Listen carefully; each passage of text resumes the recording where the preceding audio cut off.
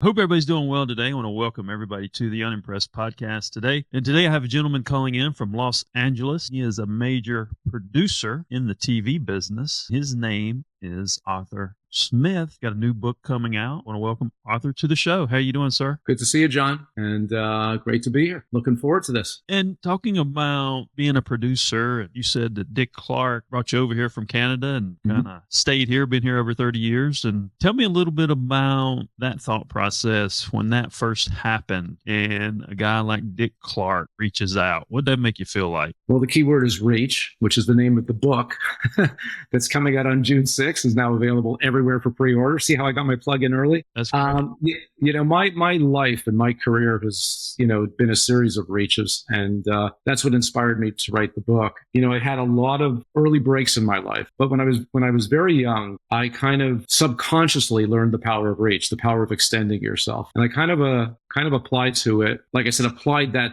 power of reach throughout my life. And when I talk about it, it's like, I believe when you reach, you find out what you're capable of. When you reach, you realize the difference between a pipe dream and what you haven't dared to try just yet. So prior to getting that phone call from Dick Clark, I had a crazy run in Canada where I started producing and directing when I was 22 years old. So there's a whole story about that in the book. I produced the Los Angeles Olympics when I was 24 years old and had spent, 3 months in LA. And I said, someday I'll be back. And I don't know how, I don't know, but I really liked LA. And it was great because when I was doing the Olympics, I wasn't a tourist. I was actually working in LA. So I kind of got the feel of it. And then somehow after the Olympics, I had this you have to have mentors in your life. I had a mentor at the CBC, which was where I was working, the Canadian Broadcasting Corporation. And they made me president of the sports division. I was 28 years old, and talk about a reach. Talk about I knew something about producing, but when you're running a sports division, there's a lot more that comes with that job, and negotiating contracts and marketing and PR.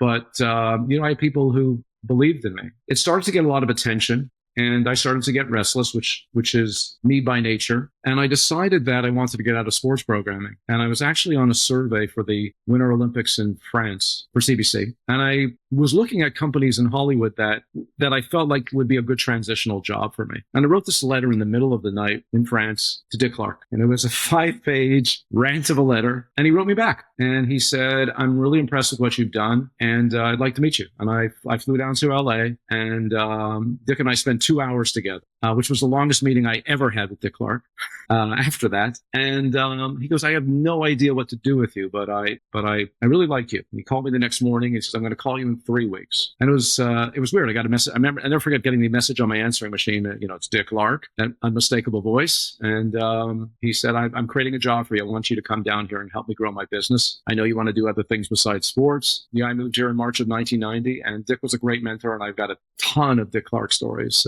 But it was funny because Dick told me a story years later where he said that, when I was asking around about you, I called one of my friends in Canada, someone who distributed all our programming, this guy by the name of Harold Greenberg, who owned a number of Canadian cable channels and was kind of like a mogul in Canada. He actually produced movies like Porky's. But anyhow, Harold Greenberg was this guy. And Dick called Harold. He goes, you know about this guy, Arthur Smith? And Harold said to Dick, I'm about to hire Arthur. I'm going to offer him a job. And Dick said, oh, thank you very much. And Dick called me and offered me the job.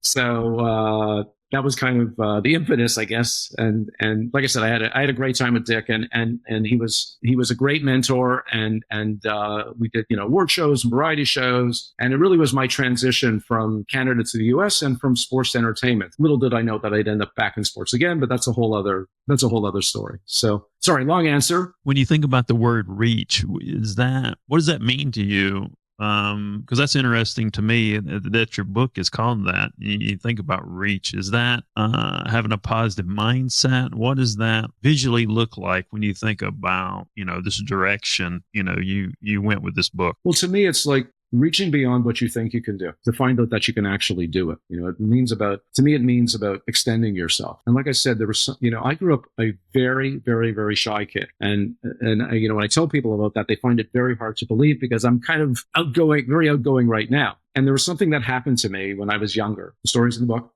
Something happened to me, and where I had to come out of my shell, and I had no choice but to extend myself. And it was like a typical Canadian boy. It happened on the rink. It happened playing hockey. And it was so unusual for me to have this moment. And like I said, I subconsciously absorbed it, and it just gave me confidence. And I started to extend myself. And then I realized the more I tried, the luckier I get, which is what I say this all the time. The more you try, the luckier you get. If you can visualize it, you can do it. Listen, when I look back on my career, it's filled with a lot of great moments. But I've had my disappointments, and not everything always works out, but I always believe everything's meant to be. But the key to me is putting yourself out there, is not being afraid to not being afraid to be vulnerable, not being afraid to make mistakes, not being afraid of failure, and reaching. And yeah, that's it's a very linear process, because I have this ration. I'm a clairsentient, where I, like, however you perceive things, I'll perceive things times 20. Mm-hmm. So like if you're asked one question, I'm asked the other, I may respond a little more dramatically, if you will. Mm-hmm. But if you think about that, it's kind of linear to society, because of this other rationale of understanding your subconscious and having I've been on this kick about a positive mindset. Mm-hmm. And people realizing that, your subconscious is being programmed when we're born. Correct. And then we start responding to things in life with our unconscious bias. And if you can keep that programming positive, mm-hmm. It speaks to what you're saying. Things can play out how you want them to play out. And a lot of people don't understand that, and that's why they never get the consciousness, because right. They don't understand how deep that programming is. It may be very, very negative. There may be too much programming there. So actually, that's a very, very linear, universal thought process, if you will. Because to me, you seem like, and they call me the reluctant shaman as well. Reluctant shaman, that I don't do the reluctant shaman stuff, but I have those abilities. Yeah. I don't like sell that or anything. Okay. But I have those abilities. But to me, if you were doing like the Olympics at 24, you probably have like a very strong engineering mindset, mm-hmm. And rational mindset, I would think. Mm-hmm. Very high intelligence there, because it's to get a response from Dick Clark. Yeah, that's huge to get that response. And, when you look at doing a project, what is a passion project? What is your approach to doing a project? You take an idea, like you did Hell's Kitchen, correct? Before you did Hell's Kitchen, mm-hmm. And produced that show, how did you think about that? And how did you frame that moving forward to get that show done? Yeah. Well, we do a lot of different shows at our company, from Hell's Kitchen to American Ninja Warrior to documentaries to docusoaps, we're everything in the nonfiction genre. The one thing I wasn't at the time was a foodie. So when we were doing a lot of business with Fox at the time. We had a show called Paradise Hotel, and we did a show called The Swan, and we had this great run at Fox. And the executive at Fox, Mike Darnell, had come to me, and he says, I want you to take a look at this chef who's doing a show in the UK called Hell's Kitchen. And I said, a food show on network television? I said, there had never been a food show on network television at that point. People had tried. Mark Burnett had the restaurant, which lasted a couple of seasons, but not much else, because on network television, you got to be broad. You got to pull in a big audience, and it's not for foodies. So I said, I don't know, Mike, I'll watch it. So I watched the tape, and I was blown away by Gordon. I was blown away by Gordon Ramsay right away. I said, this is a special individual. He is compelling in everything that he does. But I didn't like the show, but I liked the title. I liked Hell's Kitchen, and I liked Gordon. So I went to Mike and I told him that. I liked the show. I liked the title. He goes, what are you thinking? I said, I don't know. But I said, I tell you what, we got to make this broad, because I'm not a foodie. So I want, we're on Fox. So we've got to find a way to not just appeal to foodies and make a cooking show. We need to make a show that other people connect to. So I went into this little mode that I have where I just started to think about, the way to broaden it out. And it was funny because there was one night I was actually sitting at a restaurant with my wife, and it happened to be an open kitchen, and I was watching the chefs, and I was watching them work their butts off, and I was watching them getting yelled at. I was watching the expediting going on, and it was like a game. It was kind of like sports. I know sports. Yeah. And I was like, and then I realized that, this is a world that we need to tell people about, with Gordon as the great master. And so we need to make a competition show where Gordon finds the next great star. And even if you're not a foodie, you can understand, the appeal of, or relate to, people fulfilling their dream. And so I went back to Mike and I said, we need to build a restaurant. We're going to have 2 kitchens. And 80 robotic cameras. And, he was looking at me like I had two heads. And then eventually he said, that's pretty good. And then I said, well, what do I do next? He said, well, you have to make a deal with ITV because they own the rights to Gordon in America at that time. And then it happened.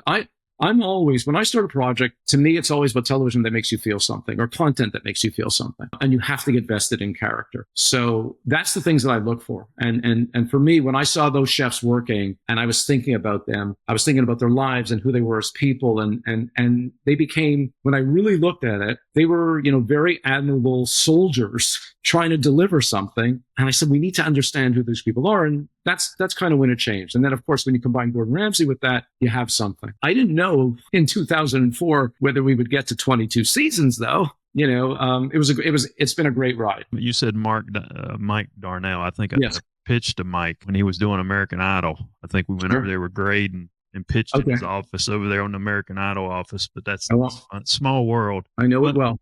But when you come up with these hooks for these shows, that was always something. I was always a big picture thought process. I could recognize talent.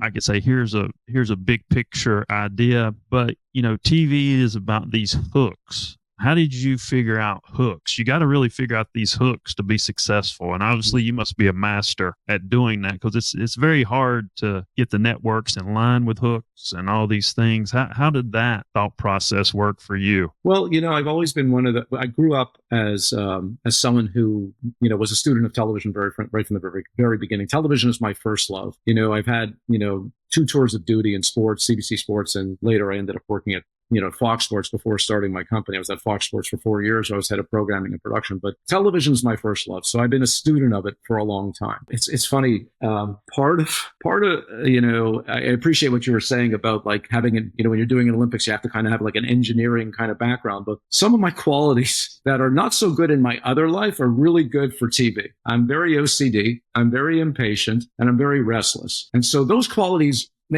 those are good, to me, are good qualities that help me as a producer. Yeah, they make me a little challenged in my other life because I'm just a restless guy. I believe in patient people get there faster. So I'm always in a hurry. There's a lot of analysis and deep thinking. And the wonderful thing about Mike Darnell, who's a legend in our business, is he's kind of crazy like me. So we just analyze it and we beat it up and we challenge each other until we feel like we have something that's going to connect. But it always makes you feel. It always, you sometimes it's content that makes you mad. Sometimes it makes you sad. Sometimes it makes you happy, but it's not boring. It makes you feel something. With Hells, we were able to dial into a format that was still authentic, but there's key foundational things that happen in every show. And when I said it was like sports, that there is kind of a pregame, a game, and the postgame. The pregame is the preparation, the challenges, the buildup. Then there's the dinner service. That's the game. And then there's the post game, which is the fallout, where they begin to analyze what they did and criticize each other or celebrate each other. And then Gordon ultimately decides what to do with it. I guess when you understand that part, you said something about Mike Darnell there, I think is very important for some of these young people to understand, because I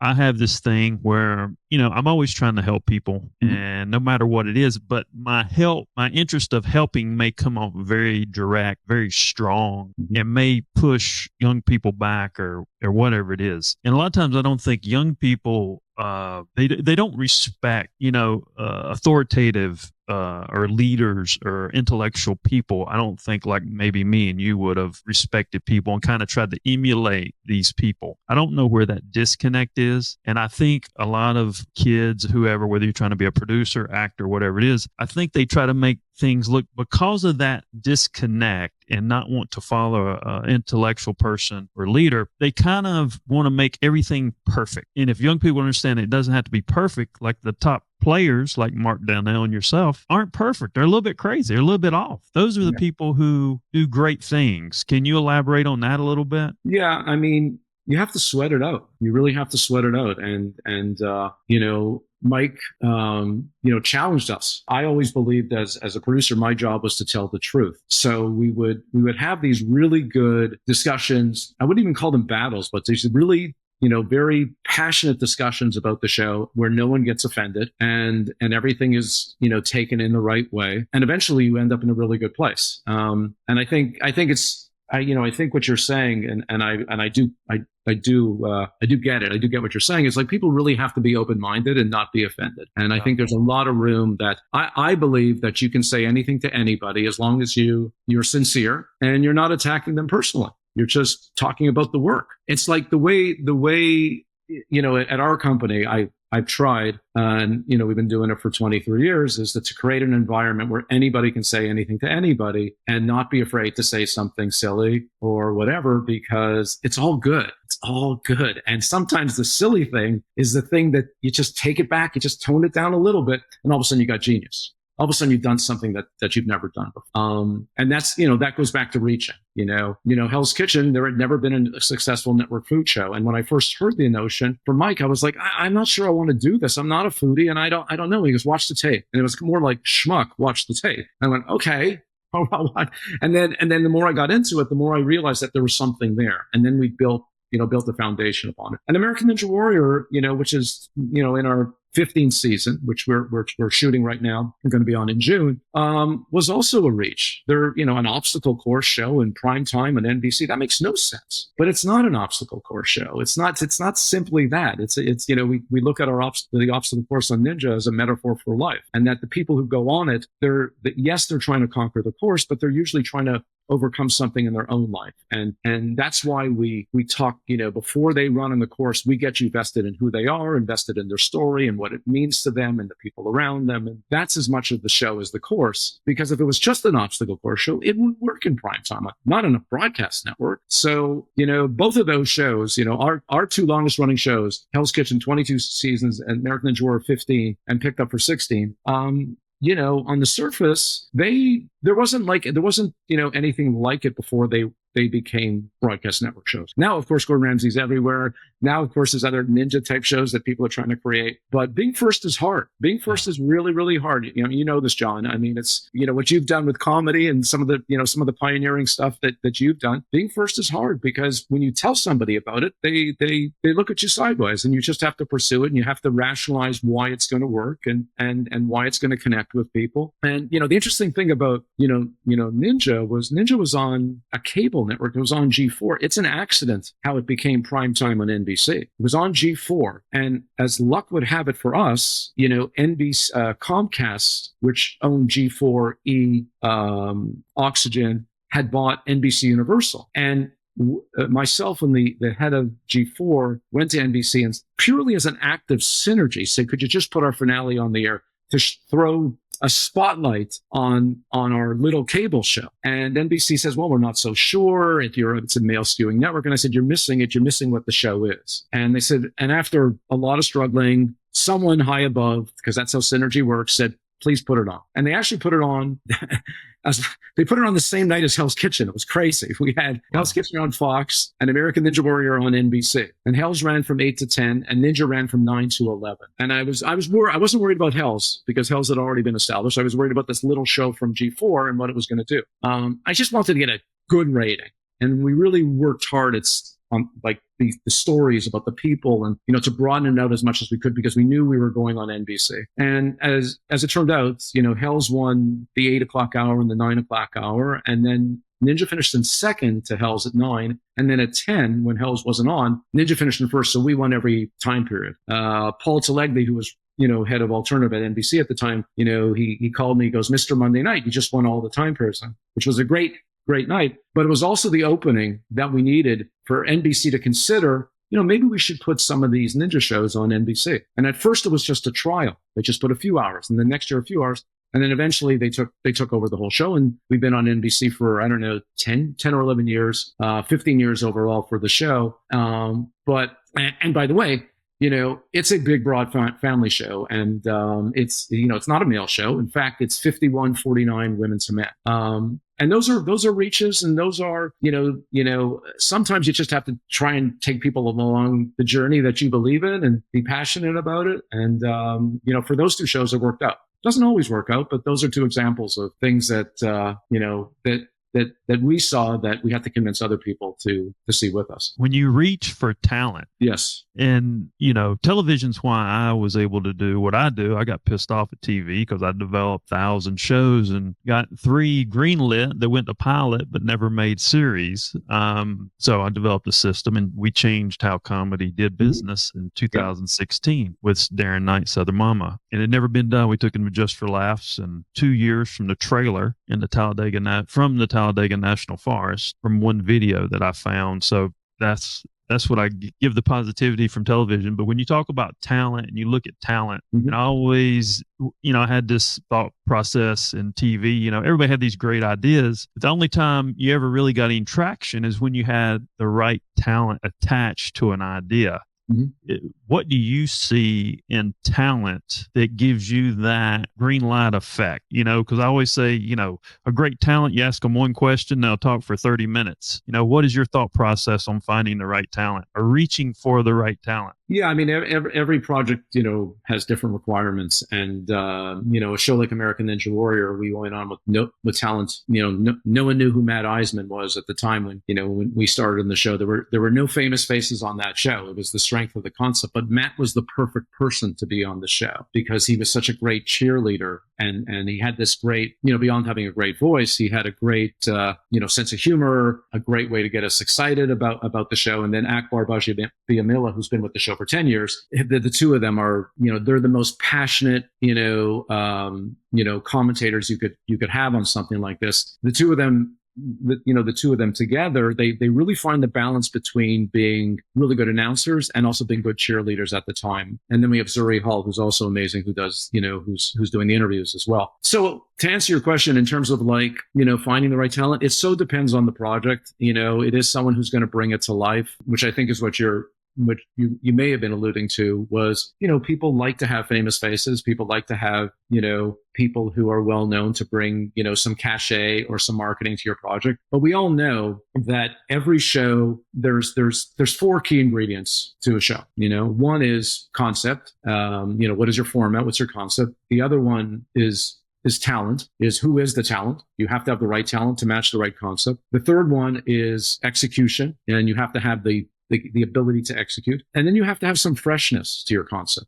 Sometimes it's just a point of view. Sometimes it's just a different concept, but you have to have some freshness that you're offering something unique and something new. And to me, that's those 4 principles is what I look at no matter what genre we're doing, because they really apply to everything. Sometimes, a great talent cannot save a format that's flawed or it's not well executed. And a great format great format can come crashing to its knees with the wrong talent. So you need everything working together. You need every combination of it working together. In the book Reach, I talk about Dwayne Johnson and getting him to work with us on the Titan games, which was a big reach for us because, Dwayne's, the biggest movie star in the world, and getting him to focus and be interested in, this athletic competition, that we created, took some work. But the one thing that when we were developing the idea, the more and more we developed the idea, the more and more we thought about Dwayne Johnson, and which was bad because when you're thinking about one person and you can't get him out of your head. And but sometimes when you have a target, sometimes maybe it's easier to hit the target when you're so focused on that target. But the more and more we developed, the more and more we thought about the show, the more and more, myself and the executives at NBC said, "Oh my God, this feels like a Dwayne Johnson project." Because looking at what Dwayne does on social media with his hundreds and hundreds and hundreds of millions of followers, and his inspiring story, and his whole, theory about being the hardest worker in the room, and blood, sweat, and respect, and everything that he's done with his career, this was the show where we're going to take ordinary people and make them into superheroes. And it felt like it was right for Dwayne. But, that was our estimation. As it turned out, it was. And it worked out. And, I had a phenomenal time working with Dwayne. He is as amazing as you think he is. He's better than that. He's a great guy. I just want to kind of separate 2 things. Something I caught on what you said about passion. Mm-hmm. And I do think there are celebrities out there that may be put on a project or be writing out a 20-year resume that bring no value to anything. So if you're out there listening, I don't think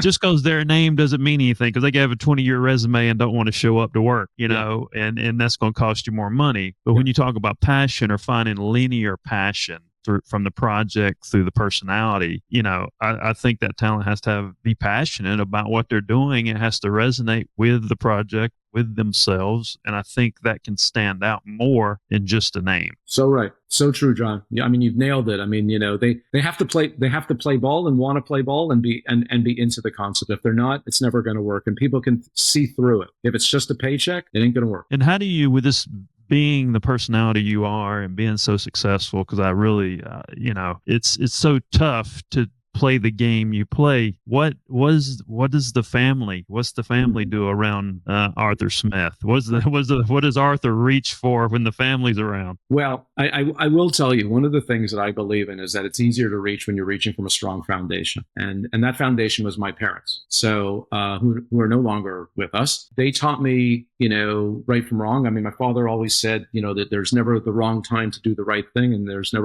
never the right time to do the wrong thing. You know, they were very good at, you know, giving their children confidence in themselves. And when you're reaching from a strong foundation, I mean, I use the analogy of, like, you know, when you're standing on a secure table and reaching for something, it's much easier to reach it's much easier to reach from that than reaching from something that's wobbly or not secure. And, you know, I was blessed with great parents. That doesn't mean that if you've had if you didn't have that in your life, that doesn't mean that you can't find a foundation with friends and families and other things and build on your foundation. But it clearly, for me, my parents made all their children feel like they were special and they should try and not be afraid. And that was very comforting through the years. So, and never to get too full of themselves if you have success, you know, and also, you know, reach back and help others, which is another part of my reach philosophy. All the money that I'm getting from the book is going to a foundation that I set up called the Reach Foundation. It gives money to charities, to